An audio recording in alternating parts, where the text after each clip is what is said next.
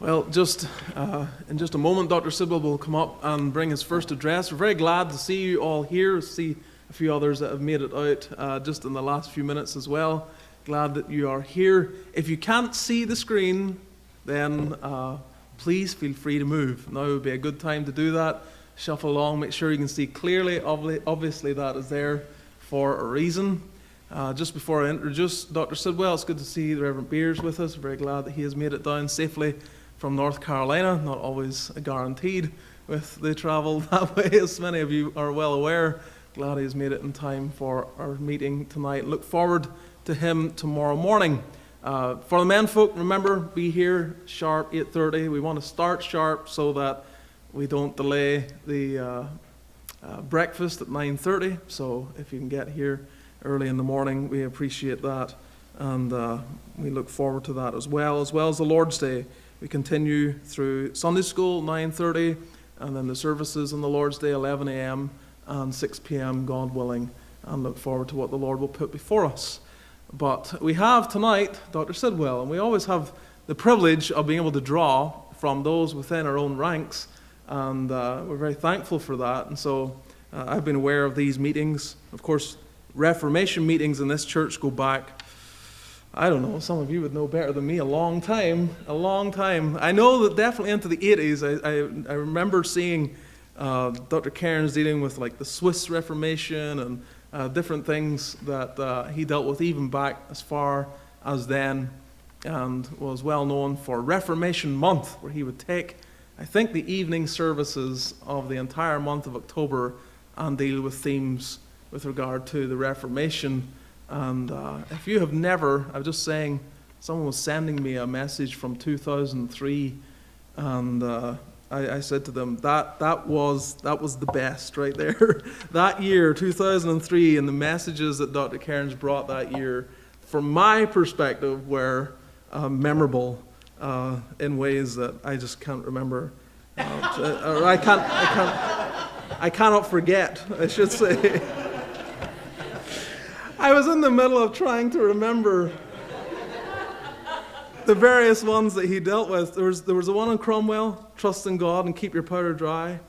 There was a one about wanted men of God and preachers with passion and power. Those I'm trying to recall. I'm trying to do calculations in my head and speak at the same time. It doesn't always work. Anyway, those were very memorable, and to this day I send those messages, at least the last two, to young men thinking of ministry, because of the profound application of what is needed in the church and what is needed in ministry. So this church has endeavored to put before its people for years the importance of the Protestant Reformation, and I think that need is becoming ever more important. There is a lack of understanding of the distinction. Why are we Protestants? And what problem do we have with the Roman Catholic Church to this day? Of course, there are many that imagine that Rome has changed to a point that is we can kind of hold hands. Rome is worse today, theologically, than she was when Luther was fighting and Calvin was fighting for the truth. She is worse. And yet in many Protestant circles, a complete ignorance or even a move towards it, recognizing the baptism of Rome and endeavoring to link hands in various ways. So I think it important that every year in some way we mark, and we have opportunity to remind our people and others who will hear just how important it is that we remain distinctly Protestant for the right reasons. So Dr. Sidwell's here tonight. He was given a theme, Women of the Reformation. That was assigned by someone, came up with that within our session. I can't remember who that was, but it was given to Dr. Sidwell to deal with. Of course, he has taught for many, many years Bob Jones, history, School of Religion as well. He helps with our own seminary here, Geneva Reformed Seminary. Very thankful for all his contributions there as well. And really is someone who embodies his work. And I got an insight into that. I don't know how long I had been here, maybe a year, maybe not quite. Came in Wednesday night prayer meeting, And Dr. Sidwell was sitting right about there. And I said, Dr. Sidwell, how are you? And he said, oh, I'm just thinking about the Spanish-American War or something like that. I'm thinking, okay. Yeah, I was like, I don't want to say this in a bad way, that he lives in the past. I don't know that could be a negative. But his mind is certainly often dwelling on the events and ramifications of what has occurred. I'm very thankful for his gift and the various gifts we have in this congregation. So we trust that you'll receive him well, and God will use him tonight to encourage you. Dr. Sidwell, come please. Well, I will just say that if you're teaching about something, you have to think about it sometimes so you know what you're going to do with it when you get into the classroom. Do appreciate the opportunity. Actually, they didn't, when it was presented to me, it wasn't an assigned topic. It said, would you be willing to do this? And I thought, okay, that sounds like a good topic. I didn't realize I couldn't say no. But no, really. And in fact, I have an interest in this topic. I teach the course in Reformation at the university, and I have a lecture there on women and the Reformation. So in fact, if you were to go and take that course, you will hear parts of what you're hearing tonight in a different format, except that those people will take a test over it and you won't. So let's begin with some introductory thoughts. Now, I mentioned that I do have a lecture I normally give, and I also had an article published a few years ago. Did women, I know you probably can't read that very well, did women have a reformation? The case of Catherine Zell. If you don't know who Catherine Zell is, she'll actually be in toward the end of this presentation on Sunday morning. This appeared in the journal for Dr. Beakey Seminary up in Michigan. And you might look at that and think, why a title like that? Did women have a reformation? Why would you even ask a question like that? Well, let me explain where it's coming from. And that will be our leading into what we're doing. The fact is that people experience history. We experience it differently. We experience it individually.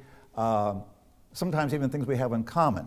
I started thinking about this. You know, one of the things you can do is like, where were you and what were you doing when something happened? I remember one of our teachers, undergraduate, talking about where she was when she heard about Pearl Harbor, which of course before my time. My generation, we might ask, where were you and what were you doing when you heard that President Kennedy had been shot? Well, I was 5 years old in kindergarten, and I was watching TV. And the bulletin came on the TV, and my mother came running in from the kitchen to see what this was and what was happening here.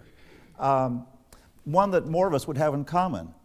Where were you and what were you doing when you heard about the attacks on 9/11? I was working at the university library at that time.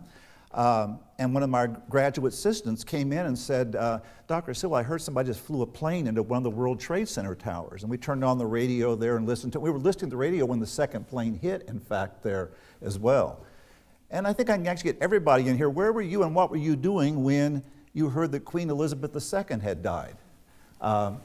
I was doing an afternoon class at the university, and we had a break in the middle of the class, and one of my students came up to me during the break and said, he had his phone there, look, Dr. Sidwell, Queen Elizabeth died. All right, so we all kind of experience these things, but we don't necessarily experience them the same way, or we may have different memories about them. For example, the Kennedy assassination, my mother came in thinking, the president has been shot. I'm thinking, my TV show just got interrupted. You know, I'm 5 years old, what do I know?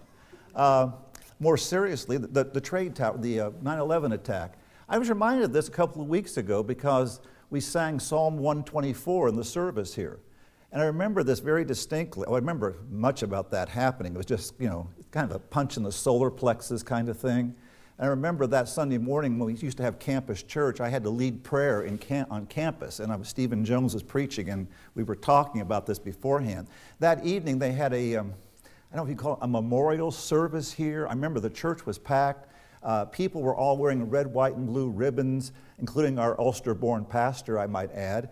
And we started by singing Psalm 124. And you look at that psalm and start singing that and start thinking about what that's saying in terms of what we had just endured the week before, and suddenly there's a whole new meaning. And here, everybody here, we could sit down and think, what were you thinking about when you heard that Queen Elizabeth died? You know, I mean, the only queen that most of us, probably everybody in this congregation had ever heard of here. So there is this matter of how people see history. Okay, well, what about why do women have a Reformation? Why did you ask that question? Well, I know you can't see this in the previous article, but in the footnote there's a reference to an article by a historian named Joan Kelly Goodall. Did women have a Renaissance? Now, what was she asking that for? Well, probably I know most of you don't care about arguments over history. Dr. Mask was up front and he said basically once, historiographical questions bore people for the most part, arguments over history and interpreting history. And that's probably true. I found out with my students. But, you know, you've all heard of the Renaissance, but actually there's a debate over the Renaissance. I mean, you know, I teach the course in Renaissance now. And I do this course, but there's actually a school of thought that says, well, in the beginning of the 19th century, historians started saying the Renaissance is the birth of the modern world. The Renaissance is the beginning of a new era and epoch in world history. And over the years, some historians have come to dispute that. No, the Renaissance was kind of a artistic and literary revival they had at the end of the Middle Ages in Europe. And they got back and forth on this and batted back and forth. Well, what this author was talking about, she's saying that as much as we had a Renaissance, her perspective was different, not denying a Renaissance, but saying women didn't experience it the same way that men did.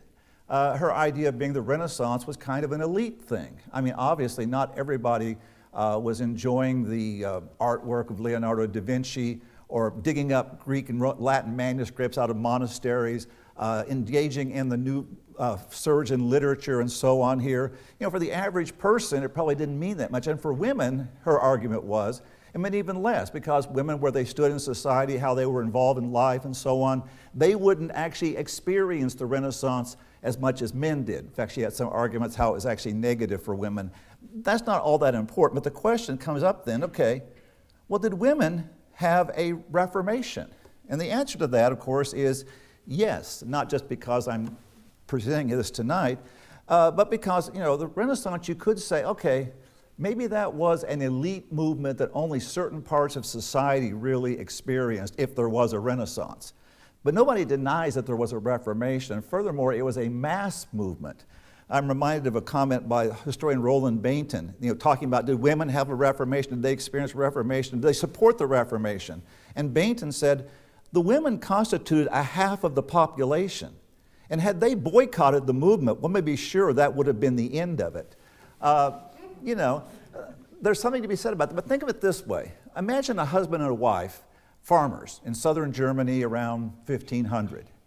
What would the Renaissance mean to them? I mean, even whether as a man or a woman or a couple or anything, probably not a whole lot. They probably never saw Michelangelo's ceiling to the Sistine Chapel.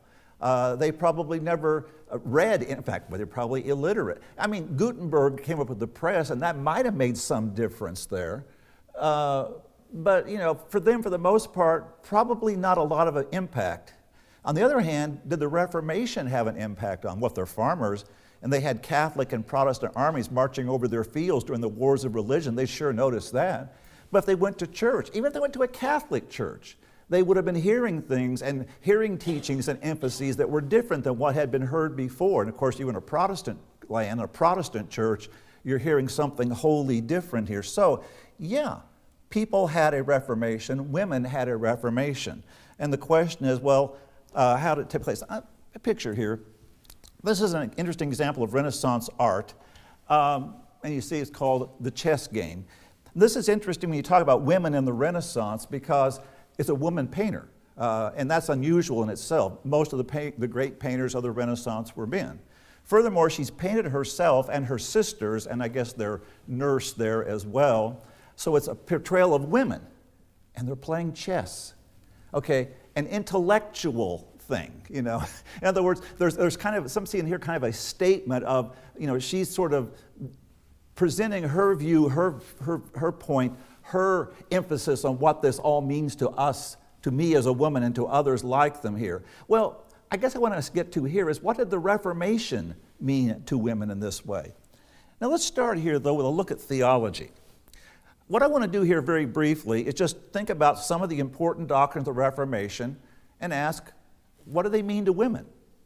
And I'm going to use a kind of a standard threefold definition: justification by faith alone, authority of Scripture alone, priesthood of believers. Those are three great doctrines that pretty much all Protestants are going to agree with against the Roman Catholic Church.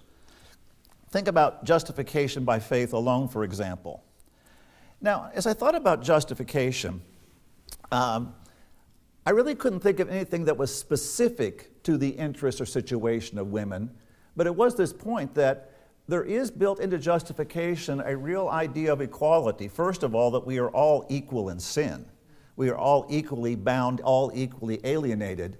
But that all people, well, there is no male or female in Christ. There is not bond or free, as Paul tells us here. That there is an equality of status that takes place, that all who are justified by Christ have the imputed righteousness of Christ reckoned to them. And there is an equal standing there there is no difference here. It's not that men, and actually people have taught this, men are in the image of God and women are sort of in a subordinate image of God or something, or a derived image of God some way. Rather, what we have here is this idea of equality. Well, how about the authority of Scripture alone? How does that read in? And of course, one of the things that we have as a breakthrough of the Renaissance, we really want to talk about a Renaissance influence, is the development of printing. And of course, Gutenberg, in his development of movable type printing, and of course the Gutenberg Bible, as you see pictured here, it was a Latin Bible, a Latin translation. But this is obviously foreshadowing what's coming. I'm going to tell you a joke, and this joke comes from Dr. Panosian, so maybe you will laugh politely then. But talking about a fellow who had been in Europe. And he came back from Europe, and he went out to a friend of his who collected old books. And he said to him, "Hey, when I was in Europe, I saw something that might have interested you." He said, "What was it?" "What's this old Bible published by some guy named Guthun?" He said, "Gutenberg?" "Yeah, that's it, Gutenberg." "Well, why didn't you buy it?" I would take it. Said, "Look, you wouldn't have wanted it. Some guy named Luther had written all over the margins." Well, Luther probably did use the Latin here, and of course he also became very skilled in the Greek and the Hebrew as part of his translation work. Let me show you a little chart here. Well, I hit the wrong button. There we go. I teach an undergraduate course in the history of Christianity at the university. And I was talking about the idea of the translation of the Bible, the authority of the Bible, and so on. And I went through our textbook, and I just decided I'm going to find every translation made of the Bible in the Reformation era mentioned in this little textbook, not in some encyclopedia. And I was interested to see, all the different languages, all the different contributors, how many different ways, how many different people are involved in bringing the Bible into the language of the common people. I mean, Tyndale, that was his whole burden, that men and women would have the Scripture to read for themselves. And what's the ramification for this? Well, I think one is education. The fact is that the Protestant reformers saw education as important so that people could read the Scriptures for themselves. You read Tyndale's story, and Tyndale was aware that people were being deceived and led astray because they couldn't read the Bible for themselves. And the guarantee is safe. And the fact is that women also profited. Now, in the day and the time of the Reformation, it was still easier for a man to get education than a woman. But there now was an upstart. Germany, in fact, actually did better than some other parts of Europe in providing at least a common education for women at that time. So women were now being able to read and, of course, use that reading for the reading of the Scripture there as well. The third principle, of course, is the priesthood of believers. And I had to sit and think, how do you picture the priesthood of believers? And I thought of this. What you see here is a Geneva Bible. The Geneva Bible, was a Puritan translation, kind of one of the forerunners of the King James Version. And the Geneva Bible is a remarkable document or print publication in many ways, one of which is in a sense the first study Bible. The Geneva Bible was not a large pulpit Bible like most of the translations had been at this time. Tyndale had been trying to publish them smaller size and so on. The Geneva people, by the way, the Geneva Bible was translated by English exiles in Geneva fleeing from Queen Mary and her persecution. Just that's hence the name. So it's not in French, it's in English. It's the first Bible, though. It was portable. You could carry it around and read it. It was the first English Bible to have the verse divisions put in there. And as you can see from this picture, they put maps. They put marginal notes. They put other things. In other words, it's a Bible for you to read and to study. And this Bible was then being published and distributed and put in the hands of men and women. So while we don't think of something particularly feminist, I guess you would say, of the great doctrine of the Reformation, there was a definite impact upon women there. Now, let's start looking at how the Reformation began to affect not just doctrine, in a sense, the ramifications of doctrine for life and culture here. Let's think here in the view of the family as it shifted in the Reformation. Now, first of all, you got to understand, what was the Reformation changing? And that's an important thing to keep in mind. We always call it the Reformation. Well, what were they reforming? What was different? What was it that the reformers and their followers, their students, the teachers, what was it that they saw as different from the Middle Ages here? Well, understand first of all the medieval view. You have here before you St. Jerome, and one of his comments, marriage replenishes the earth, virginity fills paradise. And of course, the main idea of the Middle Ages was that celibacy and virginity was more holy. If you really want to be holy, then practice celibacy. Of course, become a priest, monk, nun, that's all part of that as well. That's the really spiritual thing to do. And also, as a part of this, as we think about the change, is the medieval view of vocation. Now, to us, vocation means your job. You know, my vocation, I'm a history professor. Your vocation is whatever it is there as well. But vocation, of course, is calling. In the Middle Ages, the Catholic Church had the emphasis of vocation is just for people in the service of the church. If you're a priest, if you're a monk, if you're a nun, you have a calling. If you're doing something else, well, there's ramifications of this in terms of things like economics. You have people speculating that the Protestant view of all callings as holy vocations has its impact upon economic life as well. That's beside the point for us. What is to the point for us is to begin to see a different way of looking at the family here and marriage. But what's different about it?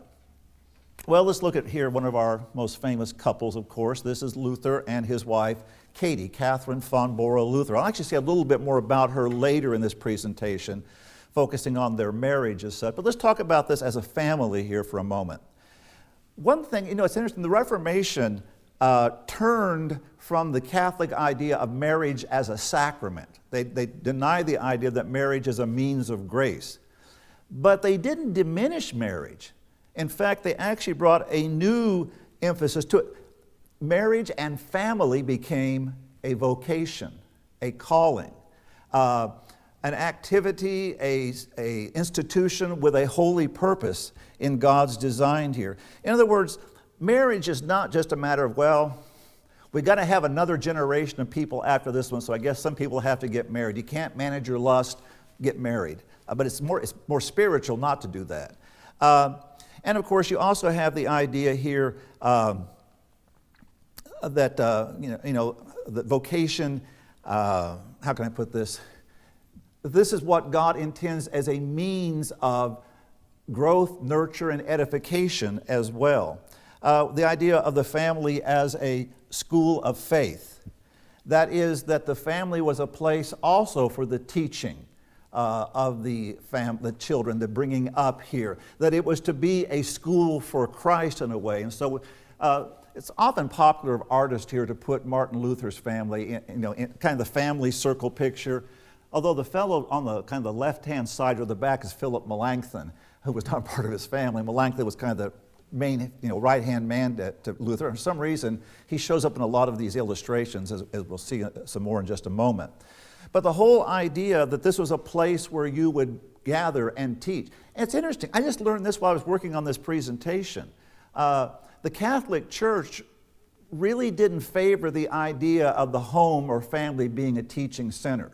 They said things like catechism should be the business of the church.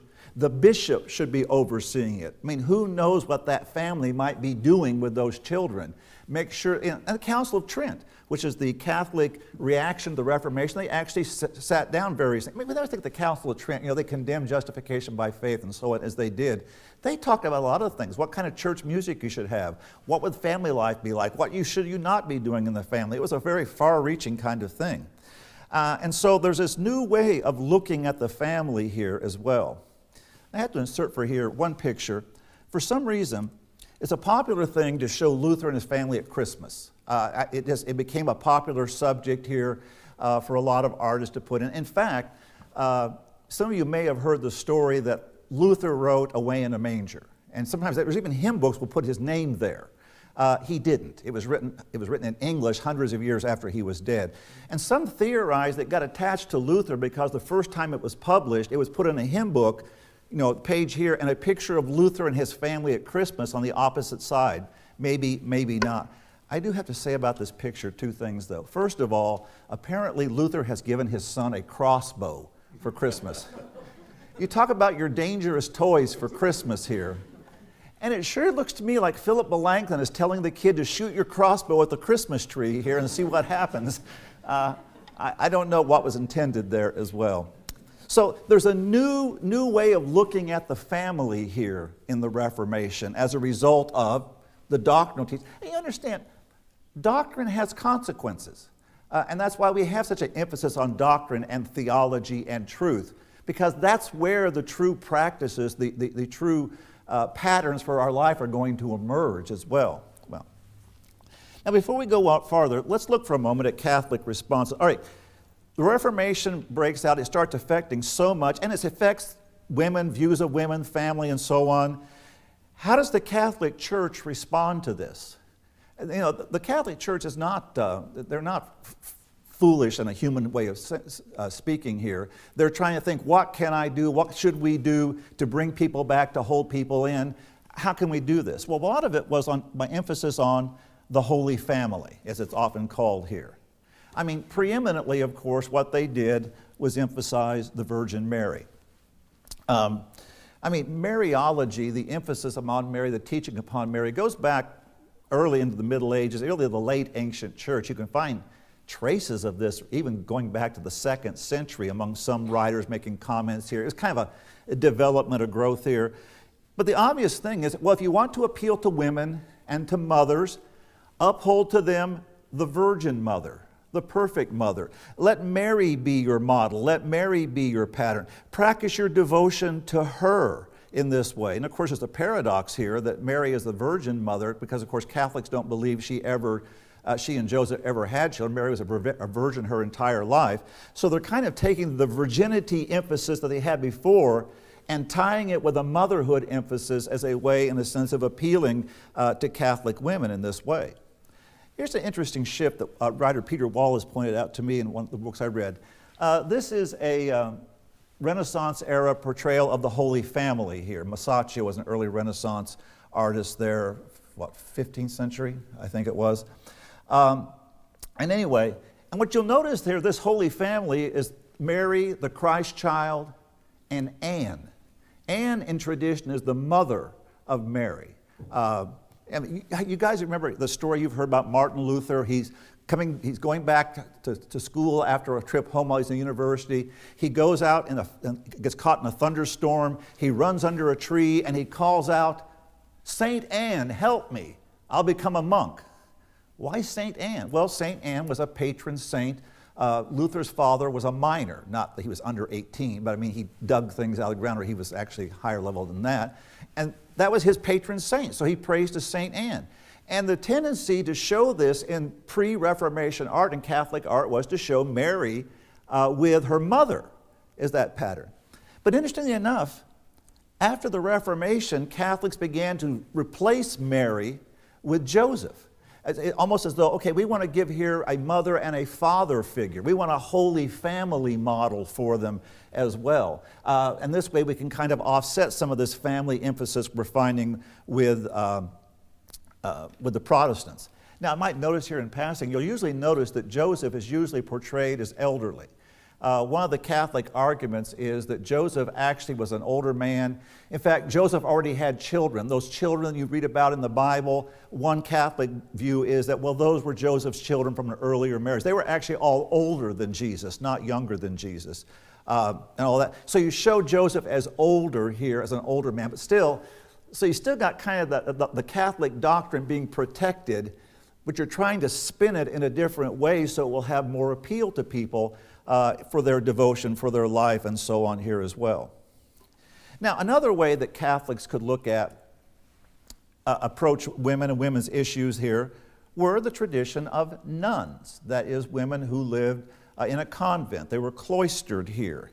The fact is that they had a number of female orders. In fact, the Reformation itself spawned new Catholic orders. And we often hear about the Jesuits, a men's order which was out there to recapture from the Protestants all that they had lost in the Reformation. But there were new female orders as well. For example, what you see pictured here are the Ursulines, which were founded after the Reformation began. Kind of an interesting story here. The founder of this is Angela Morici of Brescia. And she used this, of course, as a way of getting women united for devotion to the church and all of that. She also, though, had the idea of making it a teaching order, that, kind of like the Dominicans were a teaching order for the Catholics going out and instructing. She had here to teach women and reach women with instruction on behalf of the church. It's interesting, too. They didn't wear the usual habits that were worn by nuns at that time. They wore a different kind of dress.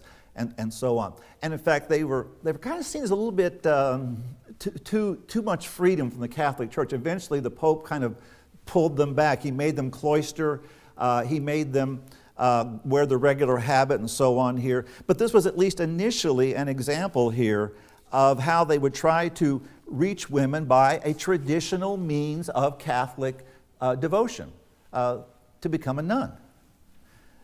Another one that Catholics used was mysticism. And probably the most famous of the mystics of the Counter-Reformation is Teresa of Avila. And this is a famous sculpture by Bernini of her in one of her ecstatic visions. Okay, why did the Catholics use mysticism? Well, one thing that the Reformation obviously appealed to people was a personal element. You, as a priest, may come unto God. You may pray directly to God with only Christ as your intercessor, no saints, not Mary, anything like that.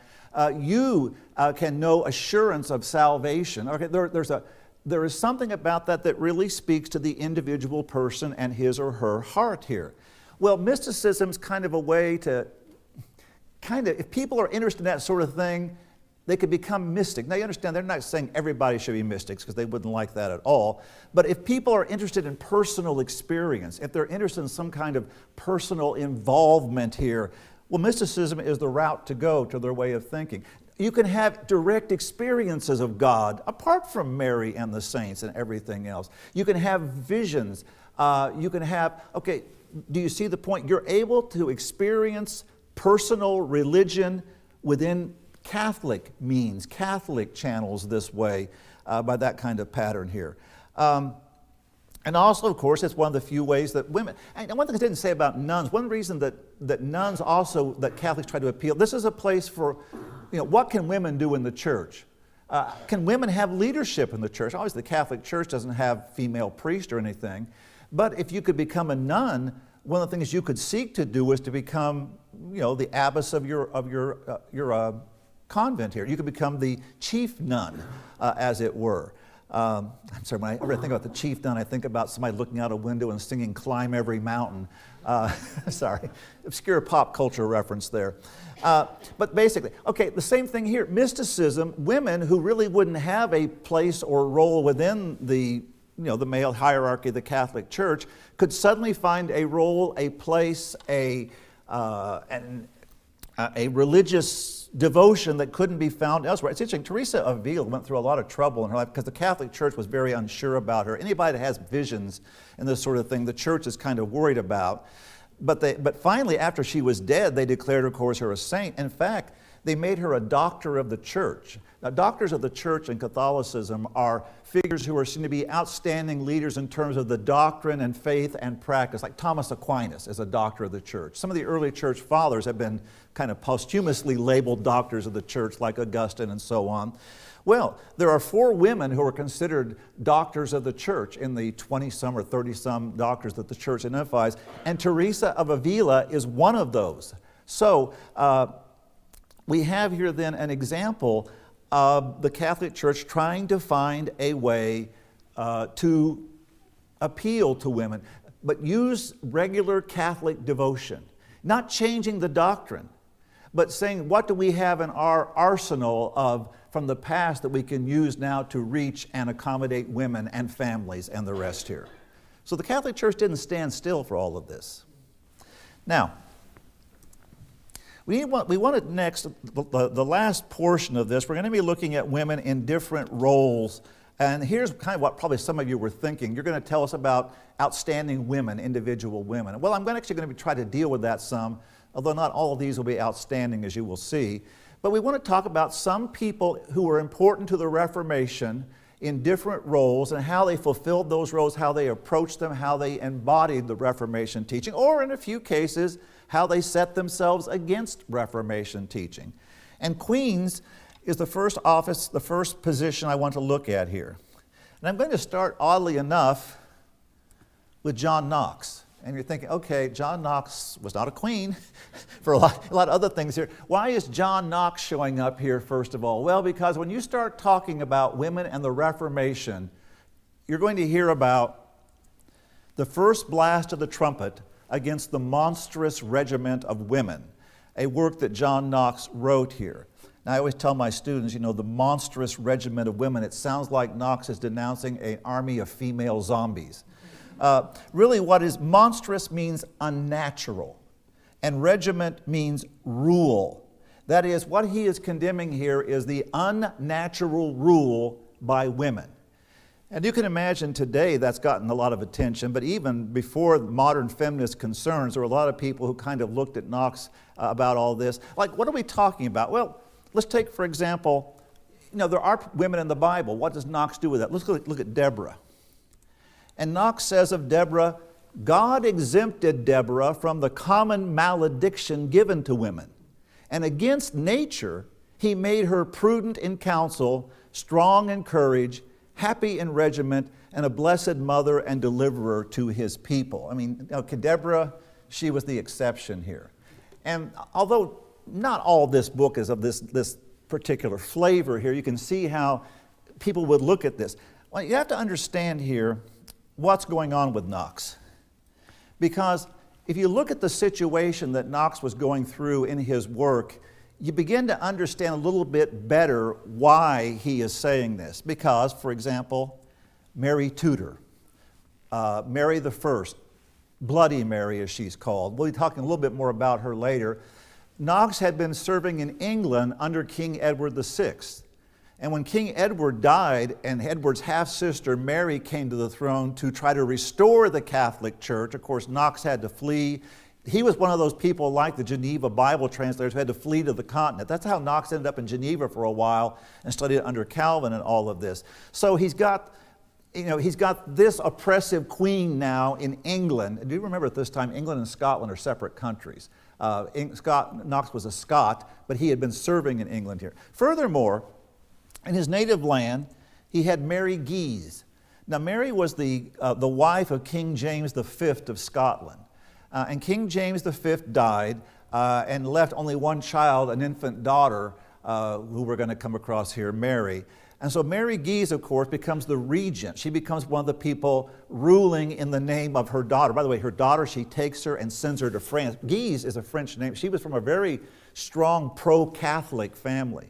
In fact, if any of you have ever studied the French Reformation, you have the Guise family are one of the really strongly pro-Catholic factions, not just in pushing the church, but in killing Protestants as well. So she sends her daughter back. So Mary, Queen of Scots, was actually brought up as a French woman. And she was married, in fact, to the French king, but he died young as well. And so now Knox has Mary Tudor on the throne, and then he has these clashes with Mary Guise in his own homeland here, on top of that. And then, of course, although we eventually had the battles between Knox and Mary, Queen of Scots. We'll talk about her later. Now, actually, that didn't occur until after Knox had written this book. So he wasn't thinking of Mary, Queen of Scots when he wrote it, but he probably would have made it that way. The problem for Knox is this, that about the time he publishes this book, Elizabeth comes to the throne of England. And Elizabeth was not amused. She didn't like Knox very well, and Knox didn't really like her very well, although he tried to be, basically he said, well, look, I wasn't talking about you. okay? Because they're hoping that Elizabeth's going to be the salvation, the rescue of the English Reformation. We'll talk more about Elizabeth later here as well. Now, I have to say this on behalf of Knox, though, as some of his biographers and others have noted.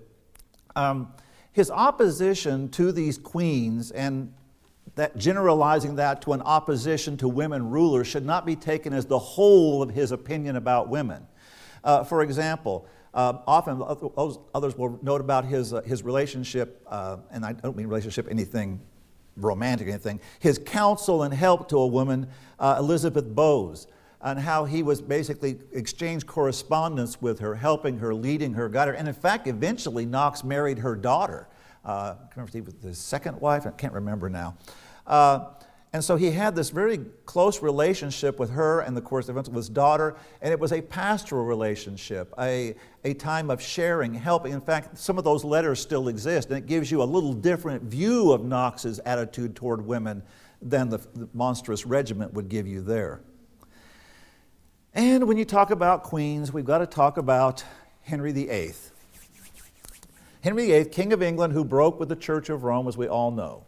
And as every student can tell you, Henry VIII had 6 wives. 1 divorced, 1 beheaded, 1 died, 1 divorced, 1 beheaded, 1 survived. Okay, and that's the little formula we would give people to remember his 6 wives here.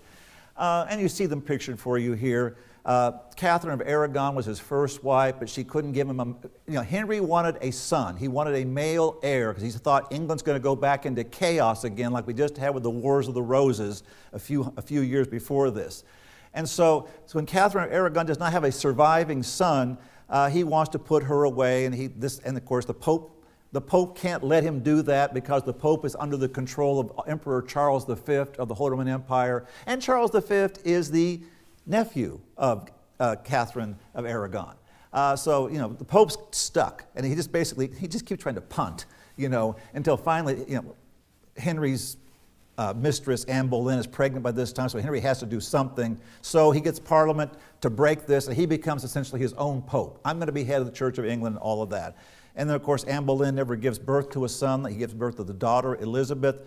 He finally gets a son from his 3rd wife. She dies shortly thereafter. And I won't go through the whole story with the other 3 wives. I'll just mention this. In terms of the Reformation itself, from what I have read about this, Anne Boleyn seems to have had some sympathy for the Reformation. John Foxe, for example, the famous English historian and martyrologist, was very impressed by Anne Boleyn from what he knew. I think it was all secondhand in his case. But he puts some rather flattering things about her in his history and work. And then likewise, the final wife of Henry, the one who survived him, Catherine Parr, seems likewise to have had a sympathy with the Reformation and to have done things to help to the support of people like, Lady Jane Grey, we'll talk about later here as well. But the fact is that the story of Henry's wives is an unhappy one. And of course, if you want to, you can buy a cup. And if you fill it with a hot beverage, you can watch the 6 wives of Henry VIII vanish from sight right before your eyes. In fact, when I was on the tour, we were in the Tower of London. I went in the gift shop. And in the gift shop, they had the 6 wives of Henry VIII as bars of soap, so you could watch them disappear as you washed your hands through time there as well. So, what we have here then is the setup of, the queen, the office of the queen. How do they fit in? Well, what I'm going to do, and this will be actually what we'll start then on Sunday, is talk about some of the bad queens, the bad examples here, and how they were a part of the Reformation story. Some of the queens who have a better reputation, certainly, but then to go on to other roles, particularly those of the martyrs and those of the pastor's wife. And so, Lord willing, Sunday, we will pick up at this point then, and we continue with the queens and look at their place in the Reformation and go on from there.